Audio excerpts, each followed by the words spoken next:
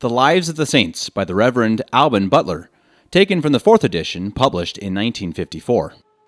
December 24th, Saints Thrasila and Emiliana, virgins. St. Gregory the Great had 3 aunts who were sisters to his father Gordian, the senator, and having by vow consecrated their virginity to God, they practiced the exercises of an ascetic or religious life in their father's house. Their names were Thrasila, who was the eldest, Emiliana, and Gordiana. Thrasila and Emiliana, renouncing the vanities of the world on the same day, started together in the glorious course to perfection, and were still more united by the fervor of their hearts and the bands of holy charity than by blood. They lived in their father's house as retired as in a monastery, far removed from the conversations of men, and exciting one another to virtue by discourse and example, soon made a considerable progress in a spiritual life. They were so disengaged from the world, so careful in mortifying their senses and maintaining a strict union of their souls with God, that they seemed to have forgot their bodies and arose above all considerations of earthly things. Gordiana joined them in their vow and holy exercises, but flagged by the way, and loving to converse with the whole world, by degrees admitted it into her heart so as to exclude the Almighty.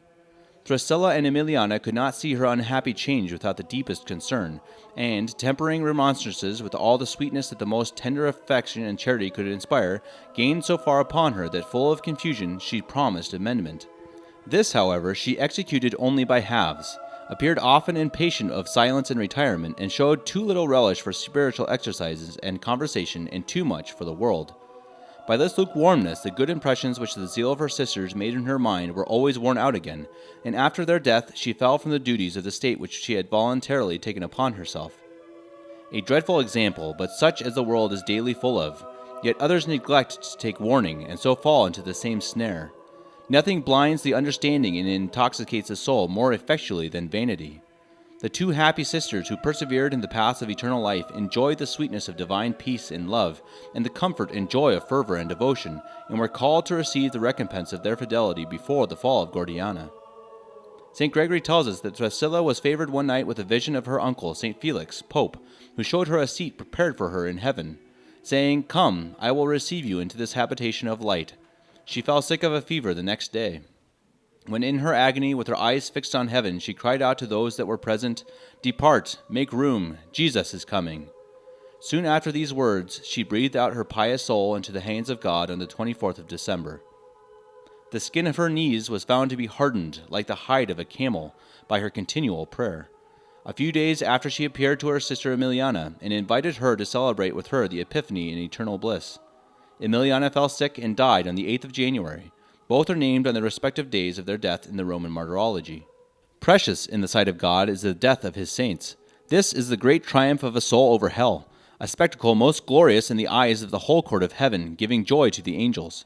To us, banished pilgrims on earth, nothing certainly can bring sweeter comfort amidst our tears, or be a more powerful motive to withdraw our affections from the toys of this world, or to raise our hearts above its frowns, than to have before our eyes the happiness of dying the death of the saints.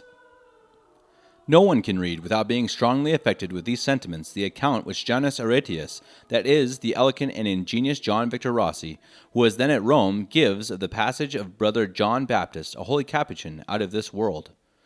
This humble friar, who was called in the world Alphonsus III, when Duke of Modena, renounced his sovereignty, divested himself of all his worldly goods, and embracing the most austere life of a Capuchin Franciscan in 1629, distinguished himself from his brethren only by a greater fervor in his penitential severities and heavenly contemplation. He died at Rome in 1644, reclosing his eyes to the world with so much interior joy, such strong desires to go to God, such humiliation, resignation, holy peace, and sweet breathings of divine love, as to make many in the world envy of the choice he had made, and grudge that he had purchased so great a happiness at so cheap a rate. We all pray with Balaam that our death may be like that of the saints. But for this we must make the preparation for death the great business of our lives, learn perfectly to die to the world and ourselves, and ground and daily improve ourselves in the spirit of the saints, which is that of sincere humility, patience, resignation, and the most ardent charity.